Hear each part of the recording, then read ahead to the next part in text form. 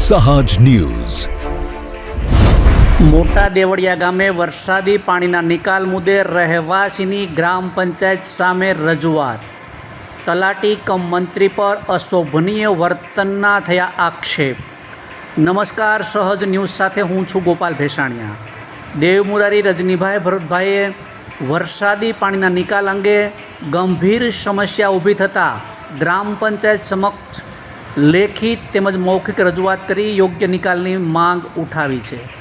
અરજદારના જણાવ્યા મુજબ તેમના ઘર પાસે વરસાદી પાણીના નિકાલમાં લાંબા સમયથી મુશ્કેલી સર્જાઈ રહી છે.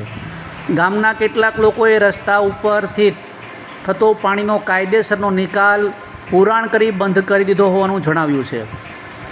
તેમણે તેમના રહેણાંક મકાનની ડેલી પાસે બળજબરીથી પાણીનો નવો નિકાલ કાઢવામાં આવ્યો હોવાનું તેમણે આક્ષેપ કર્યો છે.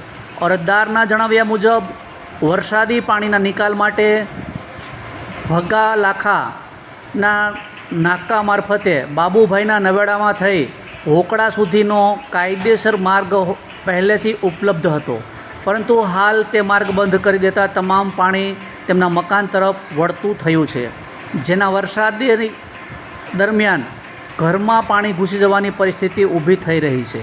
આ મામલે દેવમુરારી રજનીભાઈએ 8 દિવસ અગાઉ ગ્રામ પંચાયતના તલાટી કમ મંત્રીને લેખિત અરજી આપી છતાં યોગ્ય કાર્યવાહી ન થતાં તેઓએ રૂબરૂ રજૂઆત કરવા ગયા હતા. ત્યારે અરજદારનો આક્ષેપ છે કે તલાટી કમ મંત્રીએ તેમની સાથે અશોભનીય ભાષામાં વાત કરી.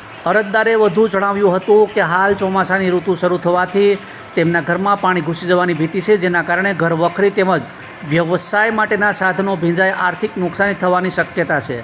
સાથે જ પરિવાર માનસિક તણાવ અનુભવી રહ્યો હોવાનું પણ તેમણે જણાવ્યું હતું. અંતમાં અરજદારે સંબંધિત તંત્ર સમક્ષ સમસ્યાનો નિકાલ અને યોગ્ય નિકાલ માટે માંગ કરી છે. રિપોર્ટર પ્રતિક કારિયા, સહજ ન્યૂઝ, બાબરા. મારું નામ રજનીભાઈ દેવમુરારી, મોટા દેવળિયા, તાલુકો બાબરા, જિલ્લો અમરેલી. હું ખીજડીયા રોડ ઓડિયા ચોકની બાજુમાં રહું છું.